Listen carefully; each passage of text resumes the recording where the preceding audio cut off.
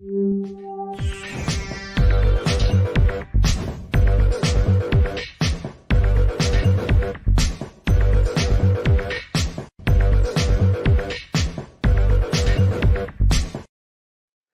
everybody, welcome to the show. You know where you are, the 9 at 9 with me, Tigo. And it's a VIP day, y'all. It's a VIP day. And if you missed last month, you got to go check it out. Be You for You with Richard Gordon. But today we're going to talk about confidence.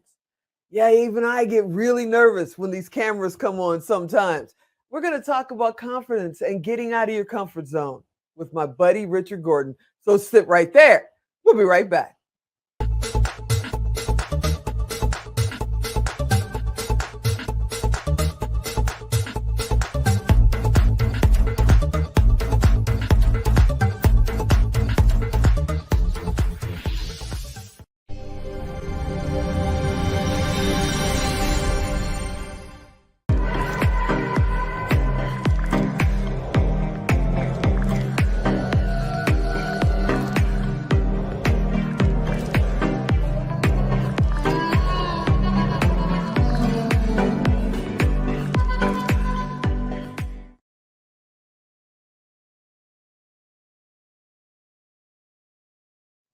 Welcome back. Yeah, you heard me right. Yeah, I get nervous too. You never know. When you step outside your comfort zone, we all get nervous. I think even Michael Jordan probably got nervous. Well, maybe in kindergarten when he first picked up a basketball. That's a different story. But today we're going to talk with my buddy Richard Gordon, our expert on being you for you. We're going to talk about confidence. Richard, are you out there? I am here. Woo, woo. Always good to be talking with you. I'm so happy to have you here, my friend. Let's talk about this confidence thing. You know, you see people on stages. We were just talking about our good buddy, Greg Reed. I mean, when he takes the stage, the room explodes. But I got to think that if he's outside of his comfort zone, maybe his confidence might check a little bit for, 10 seconds or so. What do you think? Does everybody get nervous? Yeah, no, that's a great question and a great point. And the answer is yes. And we get nervous when we're not being ourselves, because we're trying to memorize a script. We're trying to follow someone's pattern. You know, we've all been to events and someone's trying to mimic a great speaker, or even the example you use about basketball player that tries to mimic Michael Jordan. It's never going to happen. You cannot do Michael Jordan. You can take some examples from his work ethic. You can take some examples of how he does his maneuvers, but you cannot do Michael Jordan. You cannot do Kobe. You cannot do LeBron. So that's the concept, is once you start being truly be you for you, you can step into that arena and you can be yourself and you're confident. So why are people not confident? Why are they not being you for you? Because it takes the confidence and the courage to step away. It's easier to move with the pack. When you move with the pack, you don't get any criticism. You don't get any critiques. You don't get anybody telling you you're going in the wrong direction, because you're all moving with the pack. Everybody's cool. You know, it's like the alcoholic has great buddies in the bar. So as long as he sits at the bar, nobody's counting his drinks. You know, nobody's critiquing his lifestyle, because they're all on the same path. So what does it take to break from that? It takes the courage, which gives you the confidence. So once you have the courage to take the stage and you do it based on your message and based on same thing you do. So when you do your podcast, you are not trying to mimic somebody. You're not trying to be the new Oprah Winfrey. You're not trying to be Diane Sawyer. You're not trying to be Barbara Walters.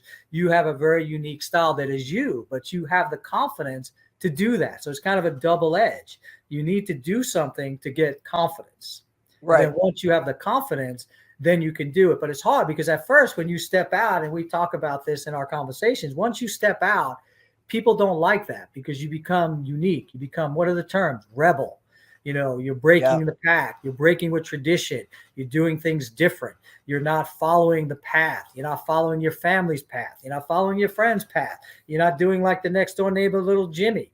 So therefore, all of these things come at you to get you back in line. And so therefore, it takes confidence to step out and say, hey, I'm going to do me. And once you do it for the first or second time, people are kind of like, that's a little bit different. We're used to.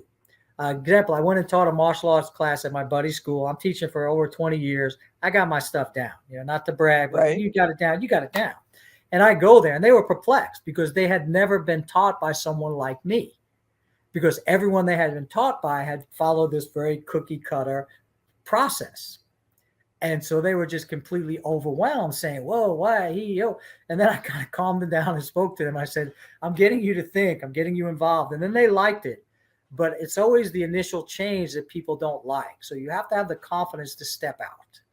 Yeah, and then the question becomes, though, because I know people are watching right now and they know the next level to their career, the next level to their relationship means breaking out of that comfort zone, stop dreaming about it, start being about it, and actually making that move. And when you first find yourself, standing out there by yourself on stage or in your business or literally driving your car to your first potential client, that's when you get the little bit of the nerves and a little bit of the panic, and you don't know what to do. And maybe they don't have my buddy Richard, but you should go to Tigo Direct, connect with Richard.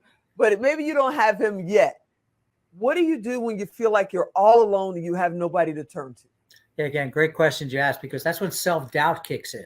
So we're always going to have self-doubt. Even the greats have self-doubt. Even the top performers in music, in sports, have self-doubt. Can I do it better? Can I be better? Am I real?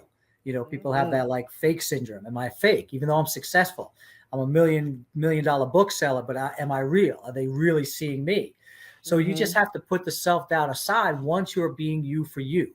Again, I get back to you. Once you are confident in knowing you're going to make this podcast work, in the early days, you were scrounging to get guests. You're scrounging to get airtime. You're scrounging to get people to listen. And so that's where you have to push down the self-doubt, because you're being you for you, because you're saying, this is who I am. And you went and you said, hey, I'm presenting to you what I am going to do and what I know I can do. So that's where the confidence comes. When you're presenting a false, or you're selling something that's not true to you, or you're selling a product, you're selling a pen that you don't believe in, it's not sincere. It's not going to be right. You're not going to be happy. You're not going to have the success. So once you truly know who you are, I want to be a guitar player, I want to play the tambourine, then my focus is tambourine. I don't have any doubt, because I'm going to do whatever it takes to play that tambourine. I'm going to play in hotel bars. I'm going to play in airport bars. I'm going to play on a street corner. I'm going to call my buddy Tigo to see if she knows anybody that needs a tambourine player. And I'm sure you know a couple of people that you could probably hook me up with. But that's what determination comes with. And you and I know people like that. Where there's like these young kids coming, oh, I want to be in movies. I want to be in production.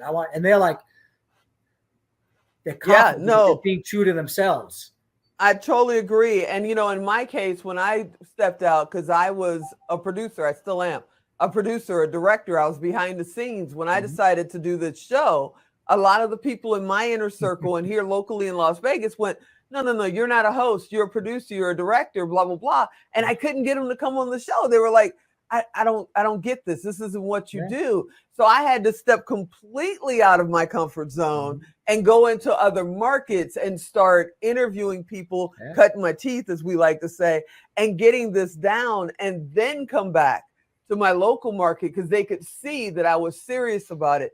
So sometimes you have to, in my opinion, you have to not only step out, but you may find yourself in an entirely different world and getting everything together before you go blazing forward. Is that right? Yeah, no, absolutely. But that's where the confidence comes. The great story about the Beatles, they talk about that they played in some like little honky tonk place, and they were playing like 8 hours a day, and they were the Beatles. But they said that's how they honed their skills. And that's how they got the confidence to thrust forward to become the greatest rock band, you could argue, of all times. But that's how they did their thing. They stepped out into some obscure arena and they got their confidence. And then they were ready to say, this is us. This is who we are. Yeah. And it just seems like, some people think that they want to put on, they're Superman. They want to put on a cape. They want to become somebody else. And eventually that falls apart, because you can only pretend to be somebody else for so long. So when you're talking about confidence, you're talking about confidence of your true self, correct? Absolutely. Once you believe in yourself, and again, whatever your belief is, I believe that God created me, and God created me as a unique individual. And I have, I'm not the greatest talent in the world, but he's given me a lot of skill sets that I'm thankful for that I use. So once I have the confidence in being me for me, then I can go out and share my skills and live a good life. So that's the be you for you. Once you accept who you are, whether you're tall, short, because you know the drill. People's hair isn't long enough. It's too curly. It's not curly enough. People with straight hair are curling it. People with curly hair are straightening it. So you just have to settle into what you have is what our maker has given you and make the best of it, because you're not tall enough. You're not short enough. You're not wide enough. You're not tough enough. So you can do that whole game. So you just have to settle for being you for you and do the best with what God gave you. I love it. I love it. Thank you, sir, for being on this episode. We're going to do this again next month. I can't wait to see what we're going to talk about. You, sir, like I always say to you, you're absolutely amazing. Thank you so much for being on. Thank you. I hope you guys enjoyed this episode. Go be you for you. We talked about Greg Reid for a second there, and I'm going to tell you, he's a good buddy. He's an amazing mentor. If you ever get a chance to see him on a stage, go check him out. But this is the same man you're going to catch at the grocery store. He is him for him. I'm always going to be Tigo. And I'm going to tell you right now, whenever you see Richard, he is always this cool, balanced dude that you can go to. The world could be exploding, and he's going to find the value in it and help you, find the exit so you don't get crushed by the building. That's just how it works. I hope you enjoyed this episode. I hope you'll come back next time. And since we're on 5 days a week, that's probably tomorrow. Make sure you go check out TigoDirect.com to get in touch with Richard Gordon, because that's the best way to do it. And as always, I'm Tigo. I'll talk to you next time.